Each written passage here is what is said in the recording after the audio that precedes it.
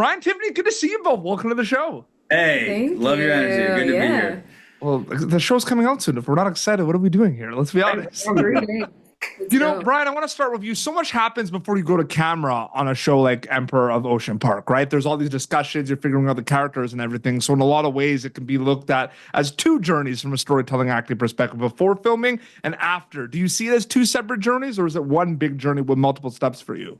Oh yeah, I think it's well, I don't know, that's a good question. I see it as one big journey with multiple steps, I read the script, loved it, but once you meet the actors you're working with and you find the dynamic and you start working with the showrunners and the writers, it's like everything changes. And even on set, when you're working with the directors, it all changes. So it's constantly evolving. Even now, the press part of it is evolving, how you present it, So it's all one big journey.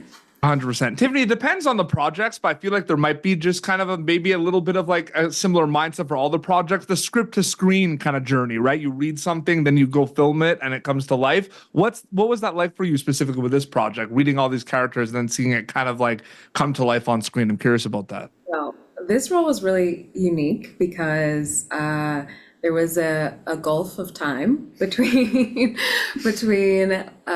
being like lucky enough to be cast in the role and then actually getting to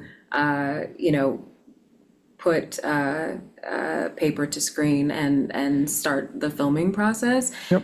And in some ways it was really cool because it's something akin to theater, and that's, my background, and just being able to have time to sit with a character for a long time. In other ways, yeah, you're really anxious because you want to see all those steps sort of play out.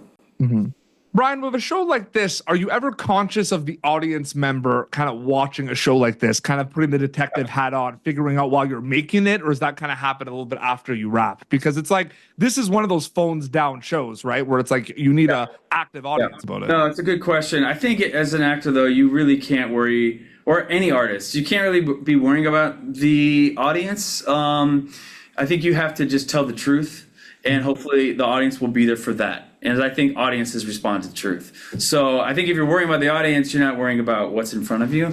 But that being said, I think Howard's character is an avatar of the audience because he is not in the world as much as the core family is. So he's kind of like watching his wife spiral out of control. What is going on? One foot in. Yeah. He's trying to keep her in reality. So I think he is somewhat the audience's eyes. Yeah, absolutely. And Tiffany, quick last question for you.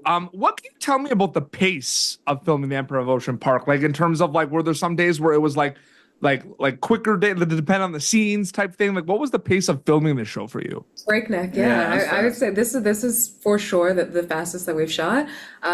We were, I'd say, like on average, like shooting an episode you might do in like 15 days, and we were doing like 2 episodes in that time. So yeah, I would say 1.5 to 2 times the pace. So definitely like couple takes, let's move on. Absolutely. Both of you are fantastic in the show, so congratulations.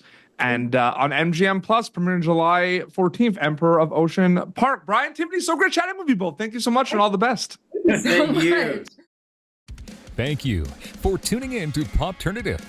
Make sure to check out our past episodes of Popternative on YouTube.